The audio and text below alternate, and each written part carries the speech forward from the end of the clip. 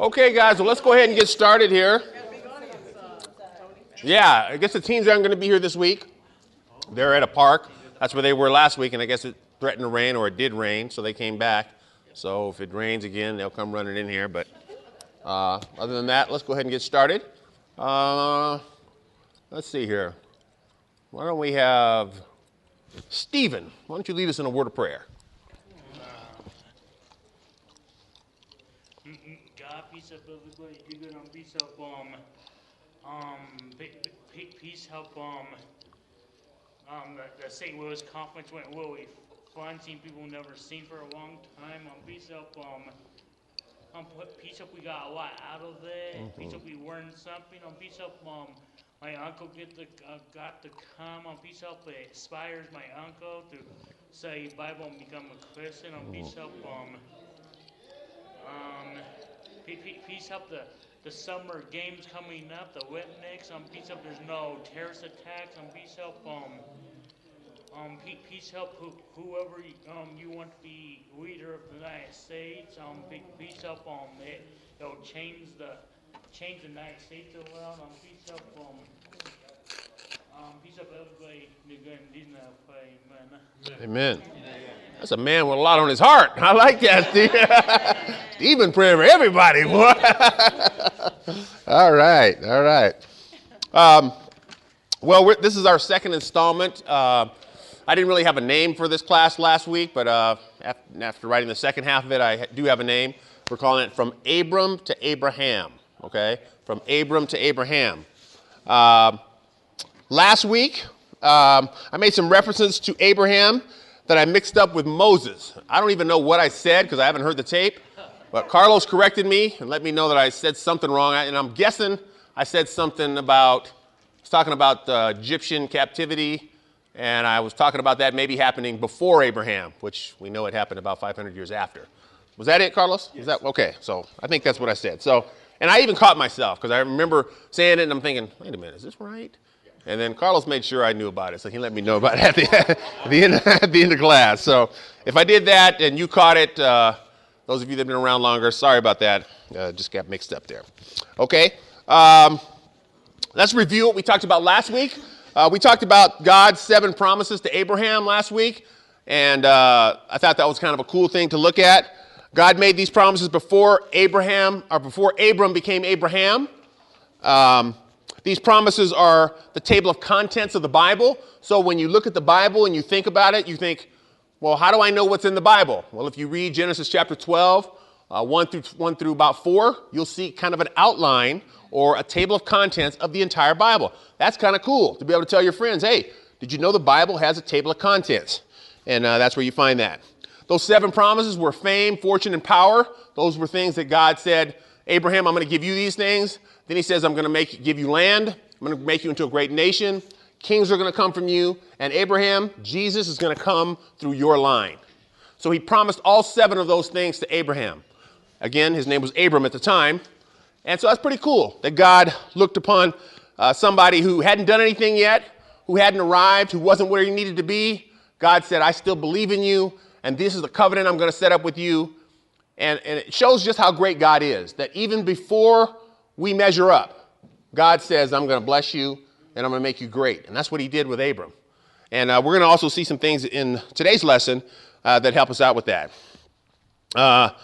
When you look at it, you think about the, we talked about the first 3 promises, fame, fortune, and power for Abram at the time was his name. And then we look at God going into the promise of the land, and we see that through Joshua and Caleb. And then there's about 350 years that goes by, and as we see God moving into the stage of making the Israelites into a great nation, that culminates with the kingship of Saul, David, and Solomon in that order. All 3 of them had 40-year reigns, so for about 120 years, Israel was the most powerful nation on earth.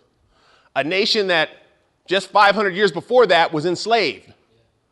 And now they're the most powerful nation on earth because God is God. And he keeps his promises. He does what he says he's going to do. And he said, now he didn't promise that he was going to make them into the most powerful nation in the world, but he said he'd bless Abraham. And so it's pretty incredible to see how God worked in that way and how that blessing came to fruition. Actually, the time of the kings, that time period, really when they declared that they wanted a king, it was kind of a declaration saying, hey, we want to be like the rest of the world. A lot of the other nations around the Israelites had kings. And of course, who was the king? Who should have been the Israelite king at that time? God. Yeah, God was like, I'm your king. You don't need a king. I'm your king. I'm the one taking care of this. I'm running this show. But they saw the rest of the world and what was going on in the rest of the world, and they thought, well, man, I want to be we want a king too, because look what everyone else has. So we need one of those. And God wasn't happy, but he allowed them to get those kings.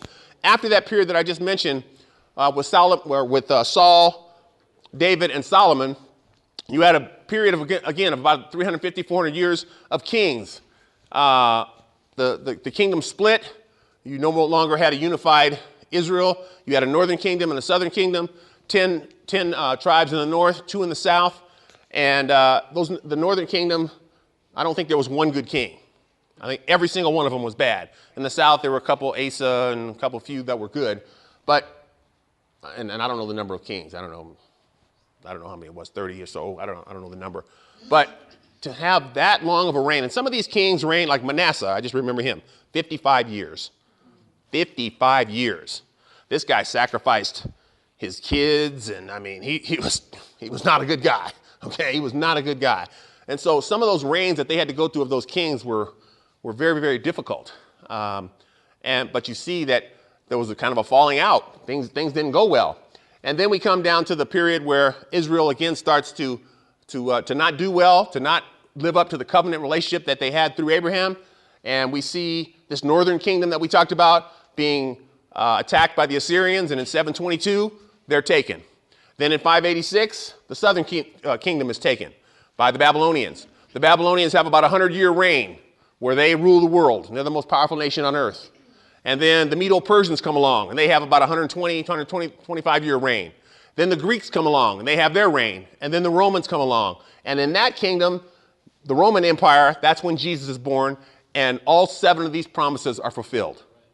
And so it's great that you can go through the Bible and look at it and look at those 7 promises and actually see, again, a table of contents of the Bible that really helps you to understand God's plan and what's going on. I think it's important to note that sometimes people can look at that plan, and they might look at something like, how can a loving God tell a people to go and destroy a whole nation or a whole clan of people and tell them to kill women and children? Like, you might look at that and just go, well, how can you do that? I mean, that's not loving. That's not right. But you got to understand God's plan. God had a plan, and he's looking at nothing but that plan. How many of you have military backgrounds in here? Who in here has military background? Okay. If you've been in the military, generals, when they get out there to do whatever they got to do, I remember Colin Powell. I remember they were talking to him about something that had happened in one of the battles that he was in. And they said something about some innocent civilians that had been killed at a I can't remember exactly where it was. I think it was a nursing home. It was not a nursing home, but it was a nursing facility or a school. I can't remember what it was. And Colin Powell, with a dead straight face, just says, that's collateral damage. I have a goal. I was here to do this, and that's what I did. Like, total cold, like no, sorry. Hey, these people died. No remorse, nothing. I mean, he just said, that's what I was here to do. I completed my mission, and that's it. That's how God was focused. And he's like, I'm going to complete this plan. And anything that gets in the way of this plan has got to go. And peoples that didn't cooperate and weren't the way they needed to be, God said, I got to get you out of the way, because I'm working through Abraham to fulfill these 7 promises that I made to him, to bring Jesus here. And that's the number one thing I'm focused on. And so I don't know if that makes it easier, but for me, when I look at that, I go, okay, I can understand that. That helps me to be able to see what was going on in that time period. Okay, well, let's go ahead. That's our review. Let's go ahead and get into today's lesson. If you would, open your Bibles to Genesis chapter 13. Genesis chapter 13. Kind of going to pick up where we left off last week. I forgot my reading glasses. What's your name? Any kind of reading glasses. I got you. Oh, thank you. Left him in the car. Oh, thank you very much. Yes, Carlos. Okay. Just in piggyback off what you just said about God and how we sit in judgment of his actions, it's really arrogant of us to think that we have enough wisdom and understanding to know why God did what he did. Amen. We have a very limited view as human beings of history and of our own lives. God's view is far-reaching. So whatever he does from a perfect character of goodness. Yes. We might not always interpret it that way, but then again, we aren't God. Right. And because of our limitations, we can't put all those things together and arrive at the conclusion. We always think we're better than God morally. That's why we're in the condition we're in today. We thought we knew better. We do not have the ability to reason on the level that God does. Now, if you have a problem with that, then your problem isn't that you're better than God. It's more that you're sitting in judgment of a perfect being. Yep. And you therefore condemn yourself. And there's a problem with evil in the world, but it's not God's problem. We created that. And we like to blame him for it and say, well, why is there evil in the world? It's because we're here. There would be none if we weren't here. And if it's just God, it'd be fine. But because we're here, there is evil, and we blame God for the things we do. Yeah. Additionally, there were tribes who stood opposed to Israel when they were coming out of Egypt. That God said, I'm not going to get you now, but I'm going to get you later. And some of that was a fulfillment of those promises as well. Yeah, absolutely. Absolutely. Thank you, Carlos. Okay, Genesis chapter 12. Oh, sorry, what did I say? Chapter 13. All right, this point is Abram's faith, excuse me. So Abram went up from Egypt to the Negev with his wife and everything he had, and Lot went with him.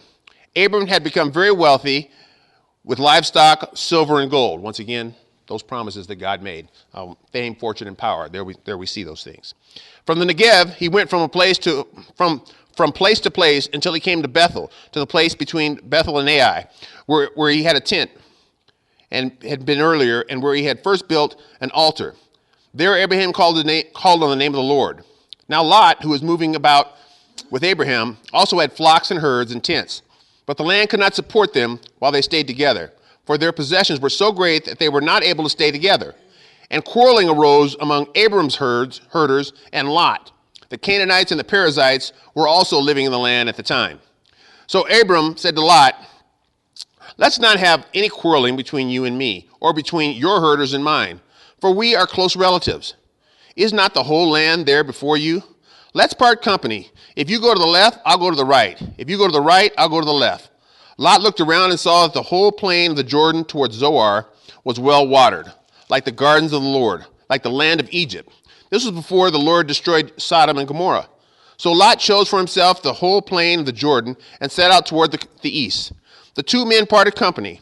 Abram lived in the land of Canaan, while Lot lived among the cities of the plain and pitched his tents near Sodom. So we see this situation here. And I think one of the great things about this is, we get to really see Abram's faith in this passage. Because Abram goes to somebody, Abram's the man. God's the one who gave the promises through Abram, not Lot. And so Lot's the man. He's clearly the leader in this situation. And yet he says, you know what? We have so much and we are so wealthy and we have so many herds that we just need to part company. You take your pick of where you want to go. Wherever you go, I'll go the opposite direction. Man, that's pretty incredible for someone who is in leadership, who clearly could make the decision and say, hey, you know what? I'm going here. Kind of like, let's look at a similar analogy. White man and the Indians. Okay, white man comes here and says, well, we're both here. How are we going to work this out? Pretty much, we're going to kill you and take everything. That's what happened. Okay, you can get mad or whatever, but that's what happened. Okay, we pretty much said, you guys are going west to the Trail of Tears, and you're going to stay in some reservations, and we're taking everything else. But we see here Abram who says, no, man, I'm gonna trust God. God has already promised me that he's gonna do great things for me. And so guess what? I trust him. So it doesn't matter who gets what land or where to go or who's going where or what. God is gonna bless me, and he's already blessed me. And so I don't really care. Man, to me, that's a powerful statement right there. When I see Abram with that kind of heart and that, I just go, man, God, I see why God chose him. I see why God blessed him, because that's a great heart. You don't see that. You don't see too many people that have the upper hand being willing to have that kind of heart. And so Abram really gave that heart. He also believed in the covenant. He also believed that God would bless him in the covenant. Look over in verse 14 in the same chapter. It says, the Lord said to Abram, after Lot had parted from him, look around where you are, to the north, to the south, to the east, to the west. All the land you see, I will give you and your offspring forever. I will make your offspring like the dust of the earth, so that if anyone can count the dust, then your offspring could be counted. Go walk through the length and breadth of the land, for I am giving it to you. And so he kind of waits till Lot leaves, and he goes, you know what? You made the right decision, right?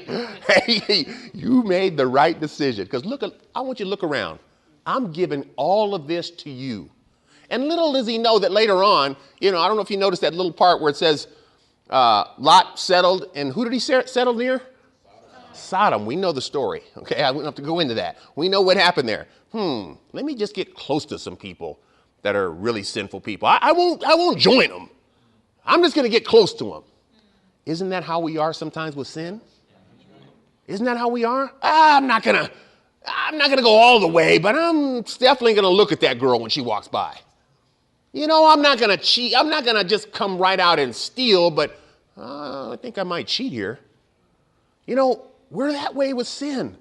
We're just like that, where we want to. How close can we get before it burns us? How close can we get to this situation before there really are serious ramifications? That's how we are. That's how we are. But God understands that, and God knows that, and God still wants to work through us. But we see Abram here having a great heart and not allowing that to be something that takes him down. So that point, Abram's faith. We got to see Abram's great faith here. Second point, Genesis chapter 17. Abram's transformation. Genesis chapter 17, Abram's transformation. If there's any questions or comments, please feel free. This is just kind of a free thing here. I welcome comments. So if you have a comment or something you want to add, just raise your hand. And yeah, John. I just have a question. Sure. When Abram called on the name of the Lord, why didn't he call on the Lord? Why did he have to call on the name of the Lord? I don't know.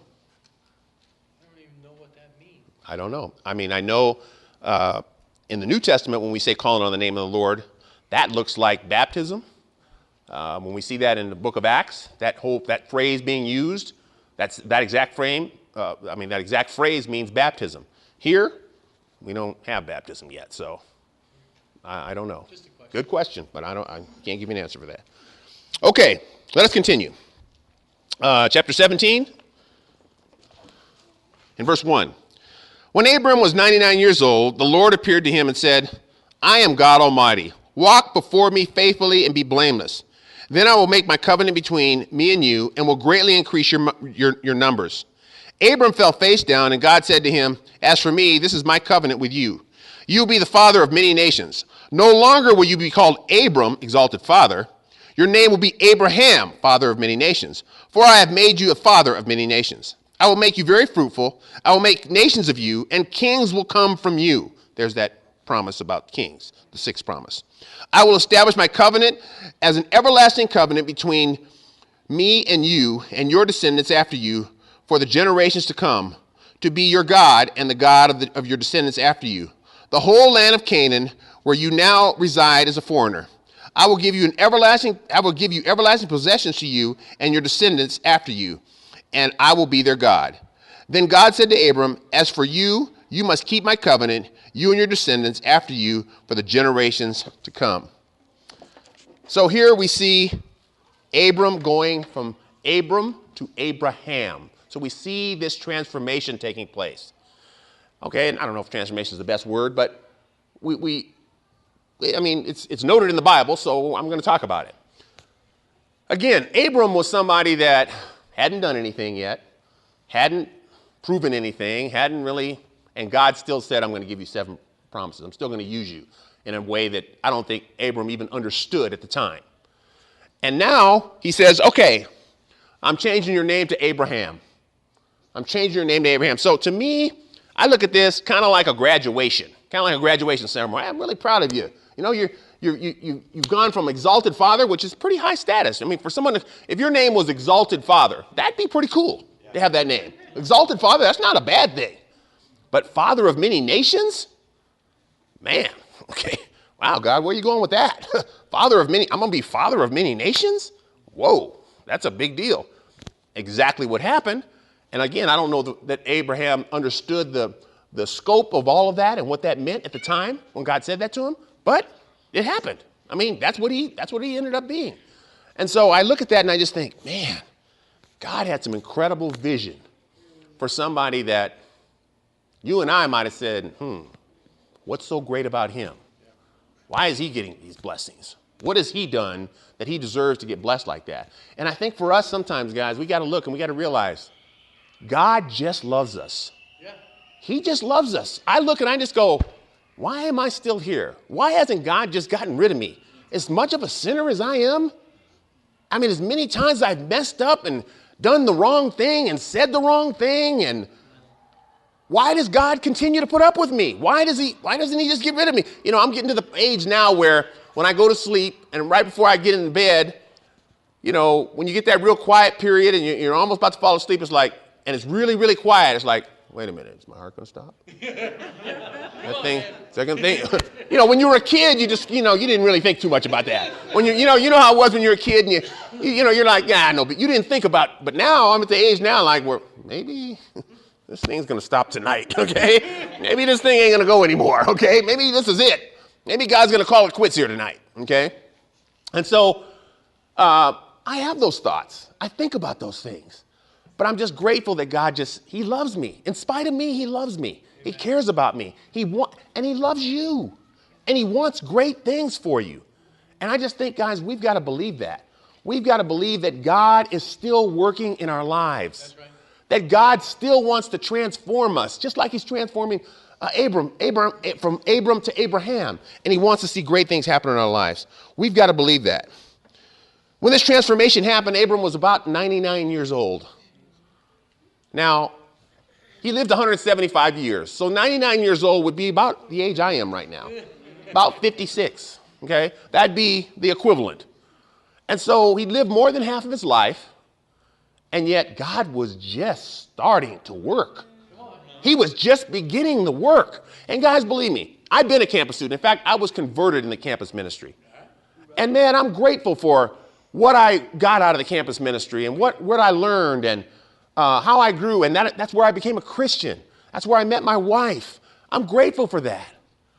But I tell you what, I am not looking at that going, those were my glory days. Man, those were the days when I used to do this back then and I did that back then. And no, I really believe God wants to do greater things. Amen.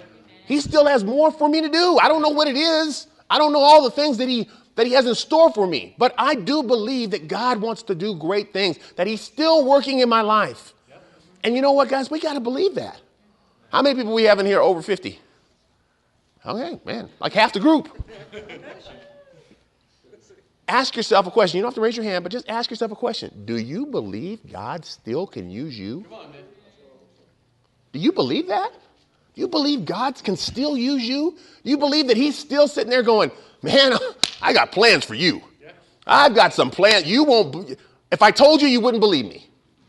If I told you, I can't even tell you what they are because you wouldn't believe me if I told you. But guys, we got to believe that God wants to use us and wants to see great things happen in our lives. Amen. We got to believe that. Because again, Abram, he's 99 here. In today's terms, we're just like, okay, has somebody dug that hole over there? Because this guy's about to 99. what use is he? I mean, dig the hole and let's go buy that plot, and because this guy ain't gonna be here much longer. Well, he was there for another 76 years because he didn't die till he was 175. So he had and God already told him, hey, you're gonna live to a ripe old age.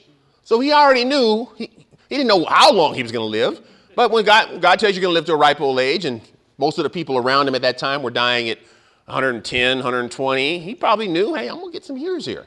So he probably knew that. But still, he had a heart to say, hey, I want to be used by God, and God used him. Yes. Yes, Carlos? Okay. Just to reiterate what you're talking about insofar as Abraham and his age, and we might look at that and say, well, how does that apply to me now? The Bible talks time and time again about this being a race, a marathon, and we have to run it in such a way as to win it. Come on. It's not a sprint. That's right. Now, when I was 18, when I became a Christian, I thought it was a sprint. And I was hauling tail. And I thought that by the time I finished college, Jesus would be here. Amen. And we'd be all in glory. That was a long time. And about halfway through that, I would say late 20s, early 30s, it dawned on me that I might make it a few more years. And I can't do this 18-year-old thing anymore. Now, that was a shot to pride and everything, but it was real.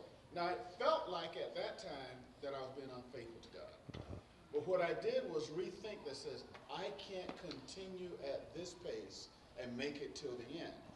And it's not the people who begin the race, but the people who finish it who will win. So I had to readjust my stride. And it took faith to do that, because what I was believing in my mind was going to win me the race was in fact killing me. Now, that doesn't mean I compromised the Bible. That's right. But I did have to reform my strategy. And that's the same thing with Abram. He's 99 years old. And we see that Abraham, 99, he had to hang in there because the best was for him yet to come. So and I just say that so that we will consider, because I really had to deal with where I was at that point when I made that decision to readjust the stride. You know? Man, that's such a great point, guys, because I remember, being in those days, it was like, share your, I remember my goals. My goal was to share with, when I was in college, share with 6 people every day. That was my goal. The campus minister, his goal was 4. I wasn't on staff. My goal was 6, right? And the campus minister was discipling me, right? And I'm just like, how you going to disciple me, man? I'm staring with 50% more people than you are. I mean, that's just how prideful I was, okay, back then, okay? But yeah, man, the pace that I did things, the way that I did things, we're older now, but you know what? Something else that we have? We're also smarter. We're smarter. Carlos and I were talking last night about situations, and we were like, and I asked him, he was sharing with me a situation that he was in, and I said, what would you do now? How would you handle that situation now? And he was like, oh man, he just licked his chops and was telling me what he would do, what he would say, because we have so much more wisdom now. Some of the things we said and did back in the day, for those of you that have been around a long time, we just shake our heads like, man, what was I thinking going around telling everybody they're lost and telling my parents, thanks for sending me to church, but everybody that's going to that church is going to hell. And I mean, what was that? What? What are you thinking? I mean, and then go back and share. Good news sharing. Hey, yeah. Yeah, man. I laid out my old church that I went to. I told them they were all going to hell, man. We should put him in the ministry, man. That guy, just dumb. We did dumb stuff. I don't know what else to say. Dumb stuff, prideful, arrogant, unproductive. Okay? We're at a place in life now where we can look back and go, nope, that was dumb. I won't be doing that again. That was really stupid. That didn't turn out well. Okay? I know not to do that. That's not what you should say. That's not how you should act. And guess what, guys? We get to help the people that were our age when we became Christians not to do some of the dumb things we did. Because I guarantee you, they struggle. I guarantee you there are campus students right now going, man, those old fogey, what's wrong? Those married people, they're just old fogies, man. What's wrong with those guys? They're not fired up. They're not excited like me. What's wrong with those? I guarantee you there are some campus students that probably think that way. I know I did. Amen. I know I did. You know, I saw gray hair and I'm like, that guy's old. I mean, you're 40 years old, gray hair, yep, that's it, he's done. I mean, you know, and you got to realize, back in the church, today the median age of our church is probably like 50. When I was going to church, the median age was like 22. Okay, 21. I mean, if you were 40, it was like, who are you, Moses or something, Methuselah or somebody? I mean, 40, I mean, that was just like, what? You know, I mean, it was just, and I mean, we just never, mortality was something we just didn't face. I mean, I don't remember anyone passing away from the Poway Church. I can't remember any, while I was there. I was there well, we changed names, so, but I was there like 5, 6 years. I don't remember anyone. I mean, that just didn't happen. Everybody's 22, 23. The closest thing we got was Ron Brumley when he got cancer. I remember that. Ron Brumley got cancer, and they said he has cancer the size of a fist. And I go, when's his funeral? Because obviously if you got cancer the size of a fist, and this is 1982, you're just dead. That's it. Why are we, you know, well, we're going to pray for him and we're going to fast for 3 days. You mean he's going to die and I got to starve too? Well, what is this? I mean, I was a new Christian. I didn't know. I mean, I'm like, what? Doesn't make any sense. We fasted. He went to the doctor, and the doctor said, we don't know what happened. Cancer's gone. Wow. What? I'll never forget that. Ron Brumley's like a hero in the faith for me. And not just because of that, just because he's just a hero in the faith for me, okay? But I'll never forget that. That was the first miracle I ever saw God do. I was like, whoa, because I thought he was gone. I thought Ron Brumley was gone, and God worked. And so it's important, guys, that we understand who God is and how powerful he can be. Okay, Genesis chapter 17, verse 15. This is something cool I want to hit here. So I'm moving a little bit forward here. It says, God also said to Abram, as for Sarai, your wife, you're no longer to call her Sarai, for her name will be Sarah. I will bless her and will surely give you a son by her. I will bless her so that she will be the mother of nations. Kings of peoples will come from her, just the same promise that he gave Abram. Abram fell face down, he laughed, and said to himself, will a son be born to a man 100 years old? Will Sarah bear a child at the age of 90? And Abram said to God, if only Ishmael might live under your blessing. Okay, so here we are in the middle of the transformation. God has told him, hey, I'm changing your name from Abram to Abraham. Kind of making Abram probably feel, oh, good, I must be doing something good. And right in the middle of that transformation, here comes Abraham now, with no faith. And he shows his lack of faith in 3 ways. First, he says, can a man have a child? No, first thing he does is he laughs. We always think of Sarah being the one that laughs. She laughed later. He was the first one to laugh.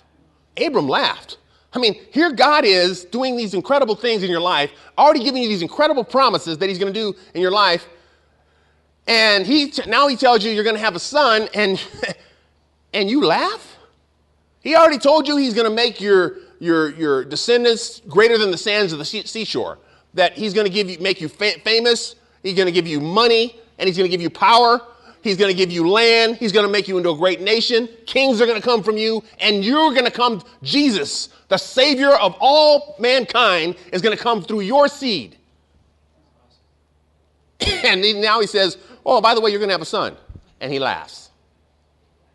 I mean, if that's me right there, I'm like, give me somebody. Get this fool out of here. Give me somebody else. Next. I mean, I'd be like, what is going on here? What is wrong with this guy? Doesn't he know what I can do? Hasn't he seen enough of my power yet? What is wrong with this guy? I don't have time for this. I'm going to start over. I'm going to get somebody else. Okay? I mean, that's what I would have done. Knowing me and how impatient I am, I probably would have done something like that. Look at God and how he reacts. Verse 19. Then God said, yes, but your wife Sarah will bear a son, and you will call him Isaac, which means he laughs. That's a whole other story. I will establish my covenant, and he goes on. Basically, God, like he barely even acknowledges that lack of faith. He's like, no, I'm going to use you. You just did something. I'm sure God wasn't happy with that when he laughed. And when he questioned God and said, well, can a man have a child at 100 years old? I guess so, because you're going to have one. Can a woman have a child at 90? Yeah, because Sarah's going to have one. You know what? Let's just use Ishmael. He's already here. I've already got one already done for you, God. You know, it's like when they, the cooking shows, when they tell you how to cook something, and they say, oh, well, do this and, put all this in there and bake it for 45 minutes. Then they go over to the oven and they say, well, here's one we already baked, and they bring it out and they already have one baked for you, okay? That's kind of what Abraham's doing right here. He's saying, hey, I got one already cooked for you, God. I already cooked one. Ishmael, he's a teenager already. I've already circumcised him. He's ready to go, okay? We don't have to be messing around here with this a 100-year-old man trying to mess with a 90-year-old woman. Come on now. Let's not play with that. Let's just go ahead and use Ishmael here because I've already done this. He's already ready to go. And God said, no, that's not the plan. Not the plan. He didn't rebuke Abram at this time. He didn't show any disappointment. He just kept going. And when I was reading this, I just go, man, that's amazing that God, hey, Abraham's my man. And this probably wasn't, Abraham in heaven right now is like, Tony, you have to talk about this? You have to bring this up? I mean, I remember doing this now. And of course, Abraham now understands the whole plan of God. But I think, guys, this is something that I really want to hit home here. I really think, and I think this is something that I believe is sorely lacking in the world. Sorely lacking in the world, especially in the United States. We are terrible about sharing our weaknesses. We are terrible about history and going back and looking at history and saying, this is what really happened. We're terrible in this country. We want to make everything look great. We don't want to talk about anything that's unpleasant. That is so unlike the Bible. You look at the biblical heroes that are in the Bible, and you will see that God is not afraid to talk about the Abrahams, the Isaacs, the Jacobs, the Sauls, the Davids, the Solomons, the Peters, the Paul, and even Jesus at his time of weakness in the garden. That stuff's all in the Bible. God's not afraid to share our weaknesses. He's not afraid to show my people are not perfect, because you know what that does? That lifts him up.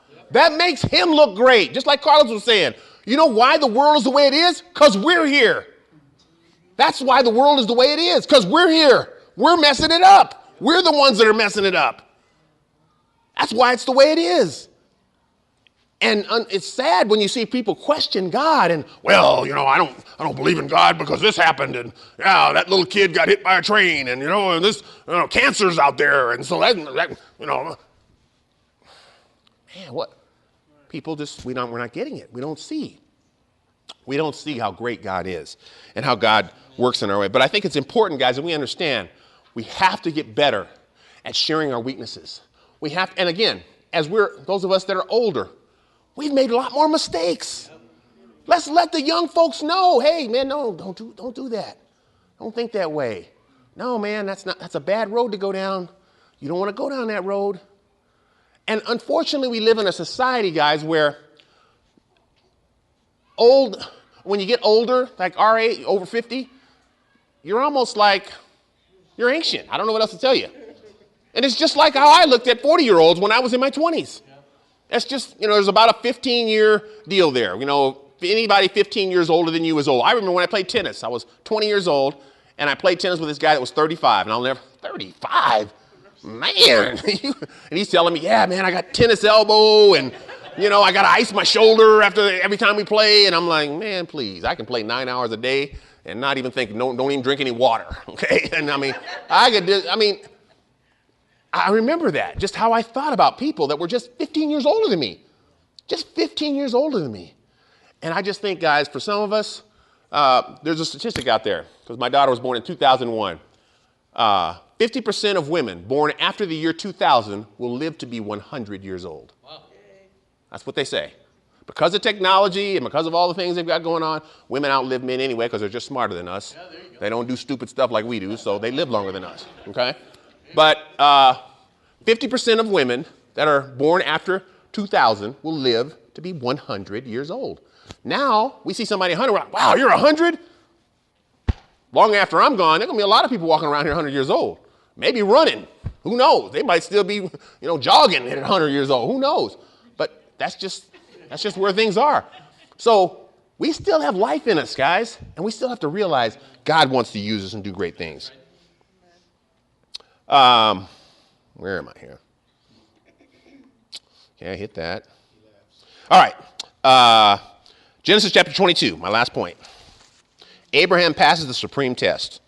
Abraham passes the supreme test. Genesis chapter 22. This is my favorite, I must admit.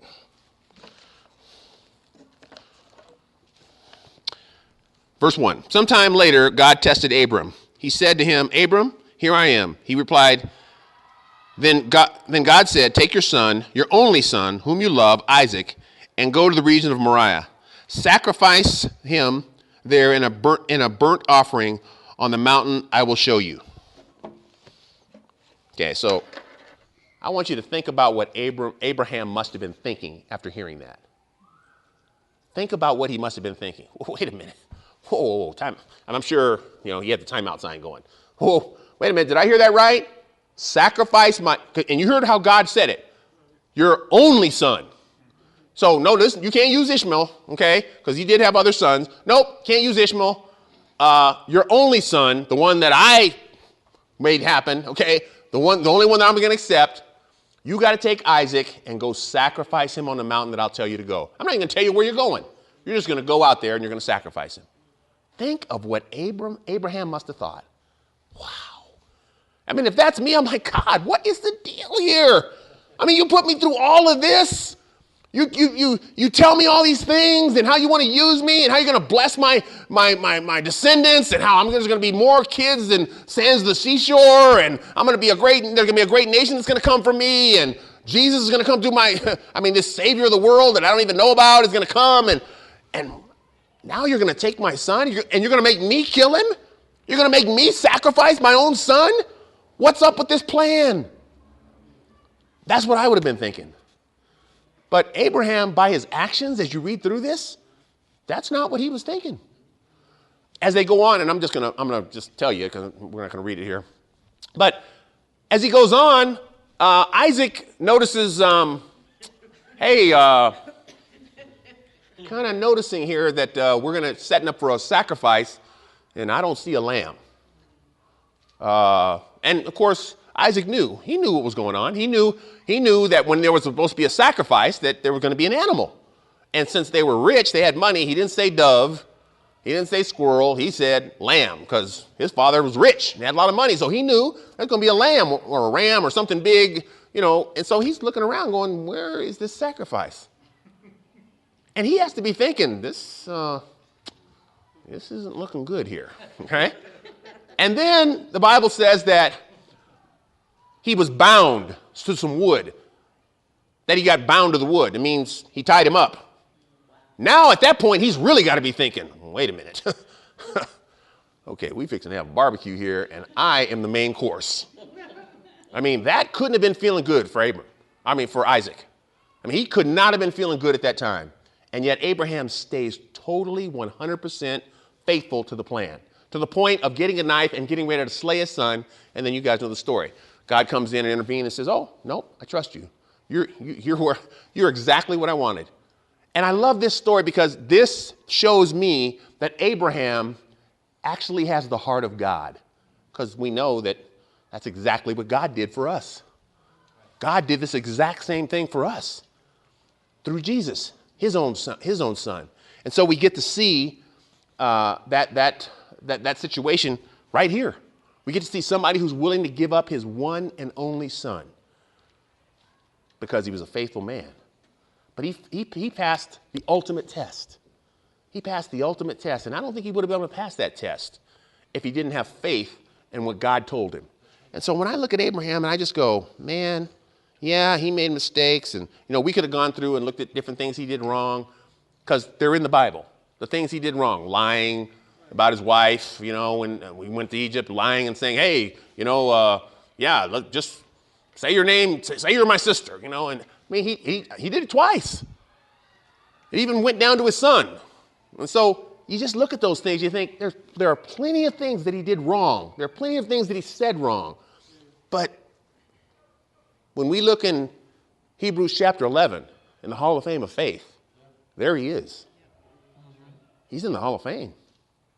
I mean, with names of people that you just go, man, incredible list. He's on the list. He's on the list. And so you see he made it. And I just think, guys, it's so important as disciples and as Christians that, number one, we know our history. And I'm going to say it, and I'm going to go back to what I was saying last week. A lot of the things that are going on in this world right now are happening, and there's vitriol and acrimony between people and groups of people. And one of the number one reasons, obviously sin, but one of the number one reasons is we don't know our history. We don't know our history. We don't know what's really happened. And when you don't know history, when you don't know what's happened in the world, you're in for some trouble. You're in for some trouble. And that's why, again, when I look at the Bible, I just see, man, over and over again, God just keeps reminding Abraham. He must have told him a dozen times, I'm going to make your, I took you up, I'm taking you out, in fact, he even brags about it, and that's where I got mixed up. He's bragging about the future when he says, you're going to be taken into slavery, and you're going to be there for 400 years, and I'm going to take you out of it. That hasn't even happened yet. But God says, and Abraham, you're not even going to see this, but I'm going to use somebody else to bring you out of bondage and slavery for 400 years. I'm going to use another person, not even you, but I just want to let you know about, even though you won't be there, some of the future things that I'm going to do. It's kind of like when you show a TV show, and then the next one you say, well, here's what's coming on next week, and you show the show. That's kind of what God's doing with Abraham, giving him a preview of what's happening, what's going to happen in the future. But I just think, guys, for us, it is so important. It is so important because we are in the people business. We're in the business of, if we're going to help people, because that's what we do, we got to know who they are. Got to know their background. We got to know where they came from. We got to know their struggles. We got to know that stuff. Right. And that would be called history. And if you don't know the history, then go ask. The best way to know, I'm just be honest, I don't trust books. Because books are written by people with agendas. So I read, I'm a voracious reader. I read a lot. But I have to find the right authors of people that I trust. Because when I go back and I think about the books I read in school, they were just flat out lies. I don't know how else to say it. I remember 7th grade. I was in 7th grade. And I met some guys, some friends of mine, who I lived in the south side of town. And these guys lived on the east side, which is where I grew up. And on the east side of San Jose was literally a black section. And I lived about a mile from that section on purpose because my mom wanted me to live in an integrated area. She wanted me to be around different groups of people so I would know how to deal with that. And I lived on a cul-de-sac, Mexican next door, French person down this road, German 3 houses down, Filipinos down the corner, Russians behind me, Japanese right behind my house. I lived in an incredibly racially eclectic neighborhood growing up. And I remember talking to these guys, and these guys they hated school. These 2 guys I met, they hated school. And they were blown away that I was a straight A student and I played sports. They were used to a black guy being good at sports. They couldn't believe, when I showed them my report card, they were like, they thought I was a god. I mean, they were like, whoa, I mean, this guy's a straight A. They'd never seen a black kid that liked school. And I remember them starting to tell me, so I'm thinking, okay, I'm way smarter than these guys. And I remember they started telling me about Frederick Douglass and Benjamin Banneker. And I was like, who's Frederick Douglass? Who's Benjamin Banneker? Who's George Washington Carver? I didn't know any of these guys. Never heard of them.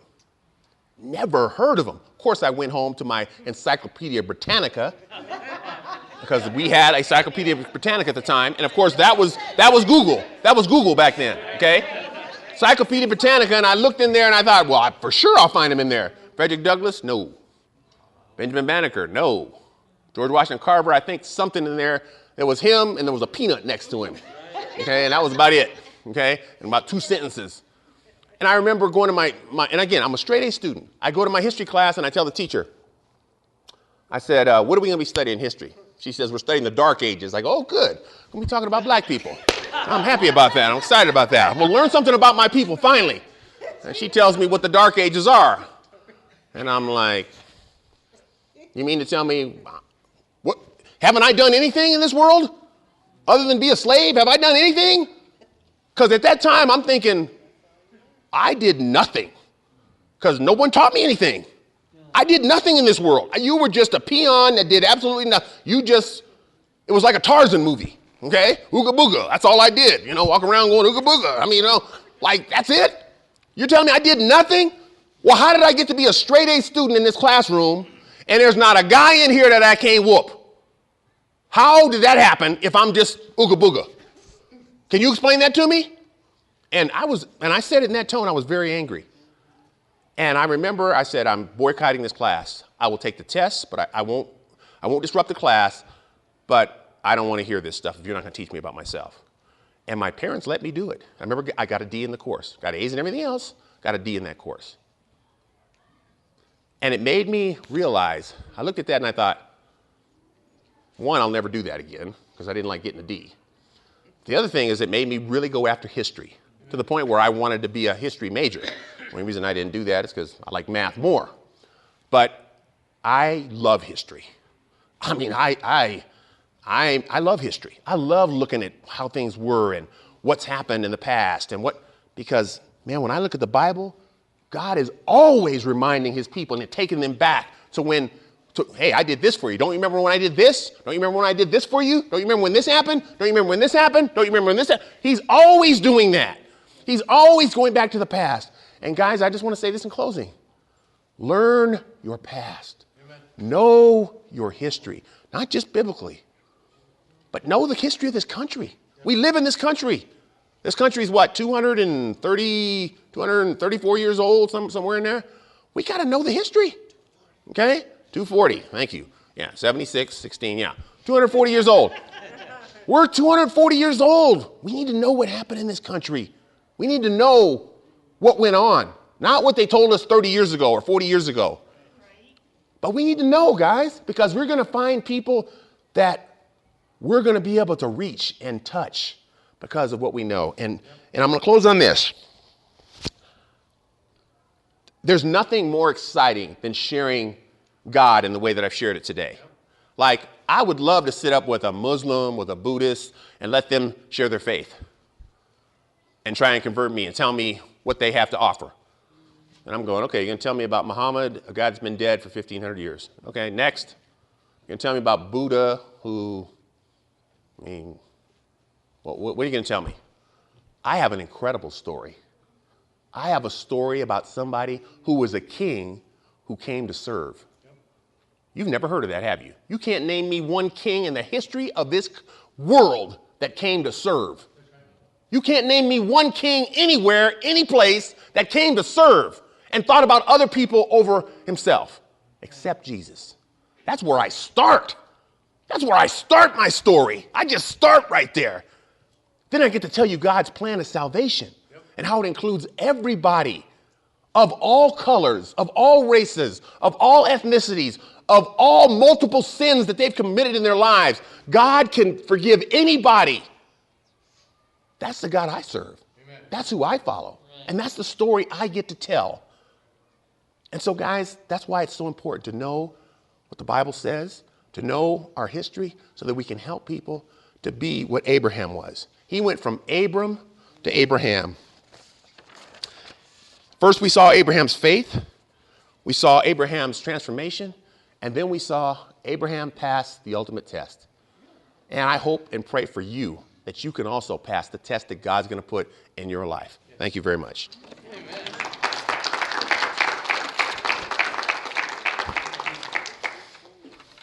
Okay, folks, next week we'll be back here. Rob will be off vacation, and I don't know what character he's going to be talking about.